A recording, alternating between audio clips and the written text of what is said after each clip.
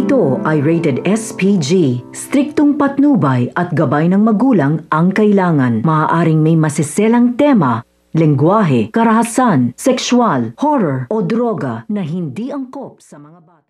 Nang makita nga nito ni Annalyn ang suspect sa pamamaril nga kay Cromwell, agad nga siyang nakatawag dito nga sa kapulisan upang sabihin kung saan nga ba makikita nga ito nga suspect. Agad naman rumisponde nga ang mga kapulisan at agad nga rin nilatong na tunton at nadakip. Subalit naglaban nga ito, kaya naman nabaril nga ng kapulisan ito at hindi inaasahan nga ng Apex at makikita na ulit nga nito ni Annalyn na itinakbo nga ito sa ospital at kinakailangan nga nilang sagapin ang buhay nga nito. Sinabi nga nito ni Doc Minor kung kaya nga raw ba nito ni Annalyn na mag-opera. Hindi makasagot nga ito si Annalyn dahil malalim ang kanyang pinaghumugutan galit dito dahil gusto nga niya na maghiganti sa pagkamatay nga ng kanyang ninong Cromwell dahil sa ginawa nga nitong suspect na kinakailangan nilang sagipin.